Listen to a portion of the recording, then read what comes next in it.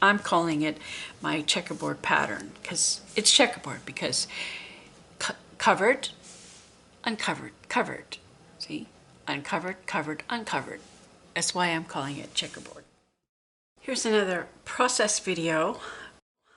My process. It may not be how others do it, but it's my process. And I had made me a spiral pattern using graph paper. I don't know if you can tell that this is graph paper. That way I can keep my lines the same distance apart. And I did that because I wanted to plan my design. First off, I wanted to have a star in the middle because I wanted a solid center. I like to have a solid center because what good is a basket if it's got a bunch of holes in it? You know, it's a basket, it's supposed to hold things. It is a spiral pattern. It started here and it's a continuous coil as it goes around. I'm not stopping anywhere, at least not yet. The center has a star.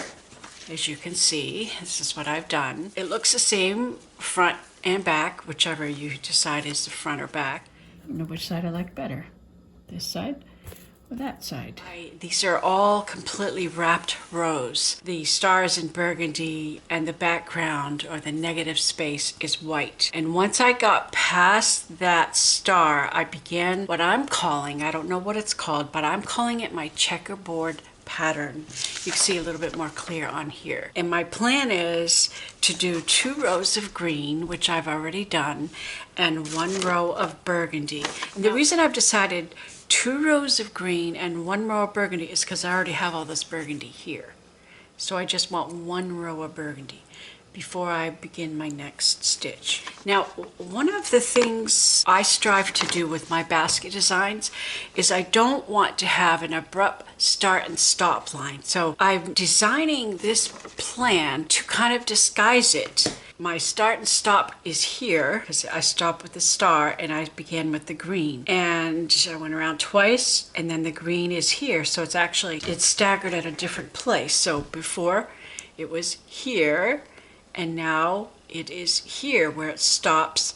And because of the checkerboard pattern, the burgundy began right here. It's not a hard line, so it's blending everything very well. And that's why I have designed this particular way. You can see that I have a plan for a different stitch after I complete my burgundy row. So I want to show you how I do my checkerboard pattern because I'm nearly finished with it before I go on to the next thing. But I wanted the bottom of the basket to be this design. So when you look into the basket, you have a pretty design. Now, I have combined 3 colors, burgundy, green, and brown, because I wanted these colors combined, and I'm using this color threads in my basket. The first rows, the needles are completely hidden. You don't see the colors at all. These checkerboard pattern, you do see the different color needles in there, but I want the next section after I complete this burgundy to reveal a lot more of the multicolored, so that's why I'm doing a different stitch there. And when I get to that, I'm probably going to switch to white thread. That's my plan so far. I have not planned it beyond that. I will see how it looks and decide what needs to be next. Because many times when I'm working a basket, the basket itself kind of dictates what it is that I need to do. Now, end my thread and how I start a new thread. I have just finished a thread. My thread is right here. And to end my thread, I put my needle right through the middle of the coil, right through there. And see, it comes out the other side. And I'm going to show you how I deal with that loose end and how I start a new thread. 1, and I'm 2. I measure out 2 arm lengths. We thread our needle. My needle has a fairly large hole so that I could easily slip that in there. I want to leave a tail. To begin, I want to be able to secure my thread, so I insert the needle in this right in the middle of my coil. Each one of these rows is called a coil because this is not a weaving of a basket. This is coiling. We're going round and round and round the coil. there's, let's see, starting right here, 1, 2, 3, 4, 5, 6, 7, 8, 9, 10, 11, 12th coil. I'm on the 12th coil. So my needle is right in the center of the coil. I'm going to pull it through, but I'm going to leave tail left. So I've got two tails here. I've got the tail on the front and I've got the tail on the back from where I ended, and I don't need it quite that long. Don't make a mistake and cut the wrong thread. Make sure you're cutting a tail. I have made that mistake before. I just want it a little bit shorter so it's a little easier to deal with. And I'm going to deal with these two little ends. I'm going to actually kind of hold them in, and you know, my needles are burgundy and green and brown, so it'll just look like a burgundy needle. I am in the middle of a section where I am wrapping this row, and it's a good place to start and stop, is because I want to wrap from here to there. And so that's a really good place to end a thread. I mean, I could have wrapped maybe once or twice more, but I want to leave me enough to work. So as I begin to wrap, I'm going to take this back thread and this front thread, actually it's called sinew, artificial sinew. I'm going to hold it with my needles as I do my wrapping. I need to push that needle back because it needs to be underneath the threads. So I go underneath and I'm going to wrap this section. So you can see the back thread, the front thread, and I'm just kind of holding it with my needles and I'm wrapping. And so I'm wrapping these ends. Now before I get to my stopping place, I want to go ahead and cut these two, because I don't want them to show up. They could have gone to the next one, but I'm going to cut them now. So they are gone, and I'll continue my wrapping. To begin, I have to do my little connecting stitch. So I'm connecting this coil to the previous coil. I want to lock it down because you see how that wants to separate? I want to pull that down. So I am going to do my little locking stitch at the beginning of the wrap and at the end of the wrap, and that way I can secure it. So I go down to the previous coil as I tip it over. And this is actually a good way for you to see it, because that's the way when you're working your basket, you'll be looking at it the same way that I am. So I flip it on the back, I go to the, my thread's on the right, so I want to go on the left, the opposite. Go around a second time, go to the other side of the post.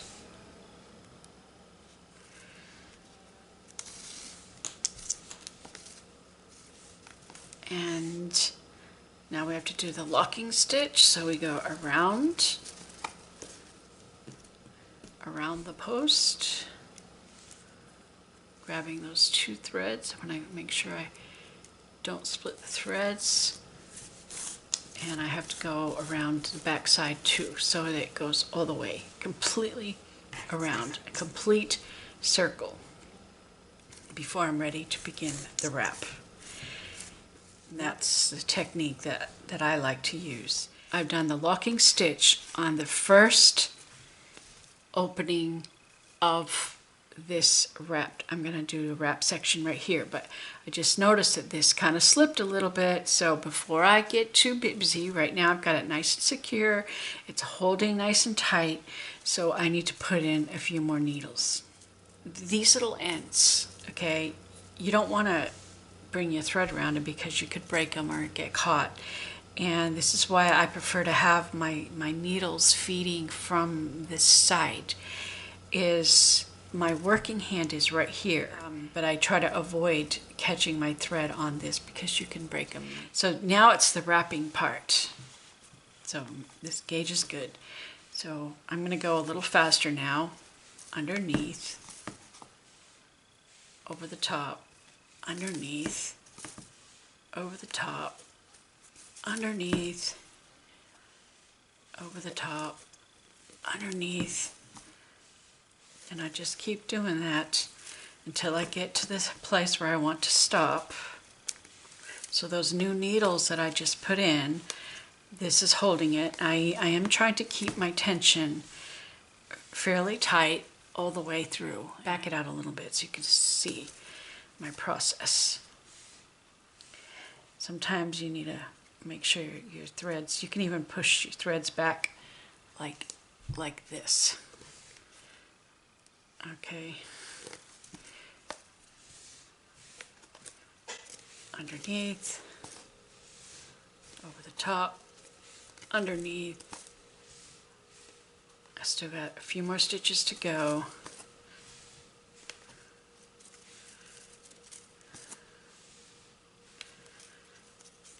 I'm trying to keep my stitches close together and keep them tight around. I want to get to where it lines up with the green. When this burgundy lines up with the green, probably could make one more stitch. I am at the place where I want to be. So, all right, now I'm going to do something that I don't know if this is what other people do, but this is what I do. I'm ready to do my locking stitch. With a coil, let me just explain. When you're working with a coil, you're pulling things into a circle, but there's a force. It wants to stretch out. And so if you don't do your stitches right, you can have a basket that kind of falls apart. It wants to stretch out. And when you're shaping it, it could actually flatten down. And I did have a basket do that when I was just beginning. So I am very methodical about making sure that when I secure this coil, see how it sticks out naturally like that? But I'm going to be bending it around to bring it in close. And so this stitch, what I'm going to do now is kind of, it's like, I call it a post stitch when I'm doing the tie stitch. So it's kind of the same thing. So I'm at the point where I want to stop. Now I need my needle. So I take my needle, my thread's on the back, and on the back side, I'm looking at the back side, I'm going to go down to the next coil, the previous coil. So I'm working on this coil right here, but I'm going to go to the next coil and I want to go right, this is my locking stitch right there. I'm going to go right to, I'm on this side, right side, so I'm going to go to the left side of the back, around that stitch, so you can see where it's coming up right here. I pull all that new thread. It's long because it's a brand new thread, and you'll see how this is going to pull that down. I am kind of holding it tight on this side right here. So I see how that, oops, you didn't see it. See, as I pull, it pulls it together, but that's not going to hold it just like that. So I'm going to go back up all the way around the top. I'm holding it tight. I'm keeping my tension. I'm going to switch to that finger and holding that tight. Grab my needle again. This thing's in my way. The lines are bugging me. Okay. Now I'm going to go back down on the opposite side. Last time I went down there, this time I'm going to go down here. I want to go on the other side. So I went down on the left side. Now I want to go down on the right side of the back from my vantage point. So I'm coming out on the right side of that stitch. Let's pull it. I'm holding the tension with my fingers on the back. Okay, now I can pull it. All right, now I'm not finished yet. I'm going to go back over the top, and I've got one last thing I want to do. I'm going to bring my thread around underneath, and this is This is what I call the locking stitch. I'm coming all the way around what I'm calling a post. So I slip it back in to the right side, and I want you to see what happens. As I pull this, see how I'm holding it with my thumb? Now I can pull it tight, okay? That makes that tiny little locking stitch right there. Because I went around, all the way around, it's on the back side. Well, you don't see it here. And I want you to see it. So I'm gonna go around completely. I'm gonna go around. So you see that stitch right there, that tiny little stitch right there. But you don't see it on the back. So I'm gonna go all the way around one more time so that you do see it on the back. And I know we're looking at it upside down. We're looking at this little stitch right there. Okay, so I go just trace the same place and go back in under here. And that is going to complete this little section of my checkerboard pattern. And notice how this stays nice and tight. This is holding it very tight. I can let go, I can go put my basket away, and it's gonna stay, it's not gonna slip. This is very secure. The next part, crossover stitch. So what I'm going to do, and this is just my method, I wanna jump from here to there. Now, a lot of people just do a crossover stitch where they just have a line where they jump. I don't like the look of that. I want to hide my stitch. I'm just fussy about the way I do things. That's just me. It's my personal preference. Everybody has their own way of doing things. You can do it your way, but I'm just showing you how I do it. Close to the top here, I'm showing you it upside down because that's the way I'm looking at it. I want to hide my stitch right up under here. I've slipped it underneath my green threads here. And this is where I have to use a pair of needle nose pliers. I take the pliers and I push it in, and then I grab it on the other side and pull it out, because that part is a little hard. So let's just pull our thread all the way through. And now our thread is hidden so that when I start my next wrapped section, it doesn't show up. My thread comes out right here underneath the green. So the thread is hidden underneath. And that is just my technique. Since I've already explained very thoroughly, I'm just going to go ahead and finish this. In the middle of the section of wrap is a great place to add more needles. Now, I can see I've only done just a short distance, and I can see that this is already beginning to get loose. So I'm going to stop right there before I go too far, because I see how that's just starting to slide. Before I get all the way done, I'm holding my thread tight. I think I need to put some more needles in because I don't like how loose that is. And I can slip them underneath the last few stitches that I have there. So let's see where I want to put them and what colors are needed, because I want to keep my colors mixed up really nice. All right, now, so I slipped those right up against the butt. I'm not finished with this coil, so I'll be able to grab those right now. Those ends will be right underneath, and make sure that I keep that tight. All right, I'm ready for the wrap, but we have to reload. I need to put some needles in there. Usually after every one of the wrapped sections, I have to add more needles. So I'm going to add some needles and keep my gauge tight. And I'll just slide those right up against that burgundy thread. Right up, just butt it right up against.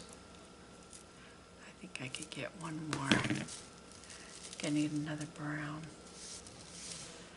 So let's put a few needles in. Now, I want to zoom in close.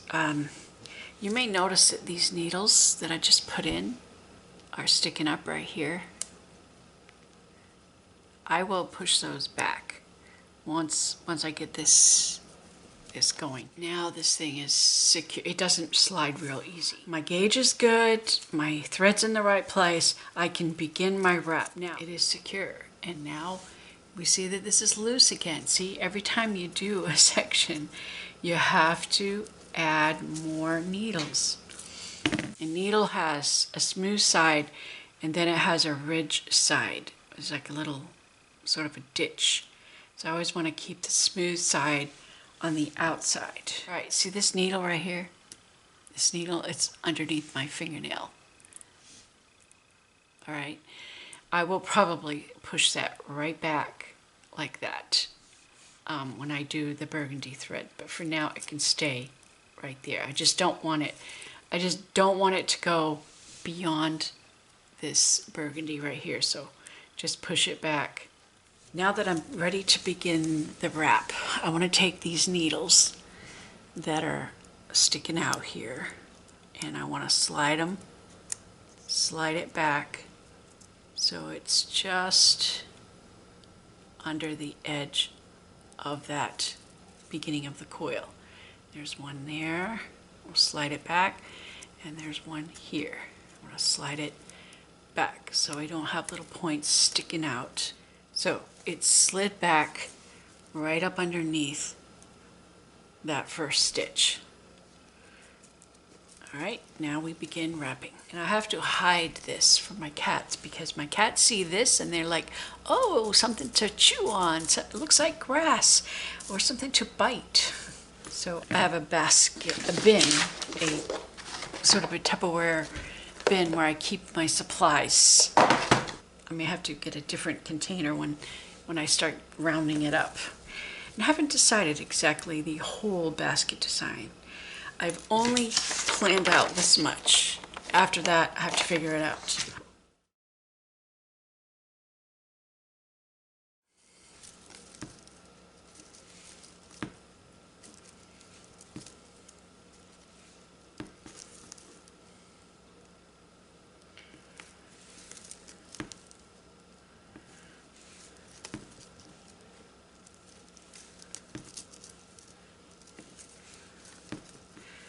Green and burgundy is some of my favorite color combinations.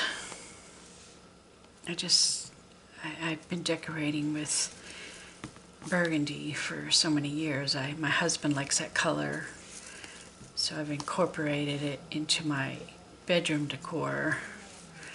But oftentimes I find myself mixing green with burgundy. I guess because red is the complementary color to green, and burgundy is made from red, which is why burgundy and green go so well with each other. Almost there. One more stitch.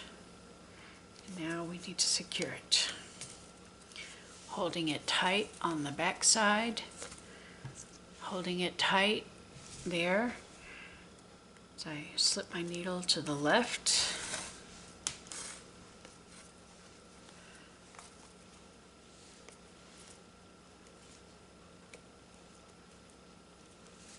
And now I'm going to slip the needle to the right.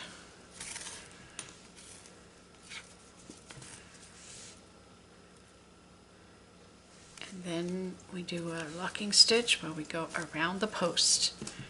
We go all the way around. This is going around the front. Go one more time around so that way it goes around the back so that it looks the same on the front side as it does on the back side. I try to keep the video short, but because I want the directions to be clear. Sometimes it takes a little bit of doing to get this exactly in the right place. Okay, I see my needle. I see my needle coming out, so let's take pliers and we push it in a little further, then grab it on the other side. That's the hardest part about this. but it's doable because I'm only doing short wraps. I'm going to be changing threads as I do the next stitch. So I will show you how I end a thread after we get past this. Now, one thing to keep in mind, this artificial sinew, it sticks together, and right now you cannot tell where the tail is. Every once in a while, you need to check it and make sure that you don't accidentally get your tail caught up in, so you may need to slide your needle out to make that tail shorter, because it's so annoying when you accidentally get your tail caught up in there. I see that my tail is getting awfully close. I better move my needle again because I don't want to accidentally catch my tail, because I could focus on one thing and then get lost. Artificial sinew is my favorite thread. See, my needle is lying on the table while I'm wrapping because I'm just dealing with the thread. I'm ready for the last section of burgundy, because it needs to be right where that brass gauge is, and then I will end my thread. And I'll show you how I end my thread, because I'll be starting with a new color thread for the next phase of this basket. But I needed to see how it was going to look by mapping it out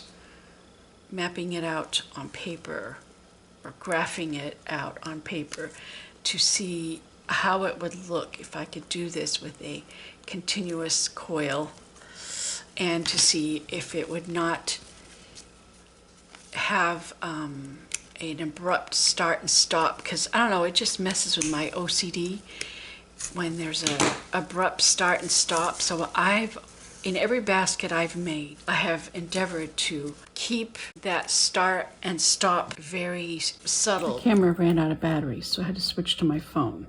I'm gonna go right through my coil. I'm gonna go a little higher and then kind of go down, so it'd be towards the bottom. So it's going right through the coil.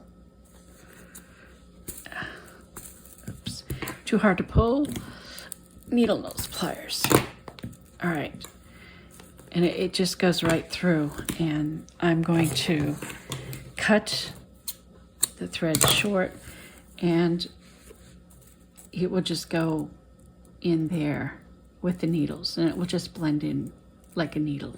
For now, it's going to just hang out, because I'm going to begin with white thread next for the next phase of this basket. In my next video, I'm going to do a different stitch. Right now I'm thinking about a spiral stitch, but I might change my mind. Hey, I'm a woman. A woman has the prerogative to change her mind. When I do this row, I will start rounding up my sides, and that will be another video. Please subscribe so that you can get more basket making tutorials. I hope this was helpful. Thanks for watching.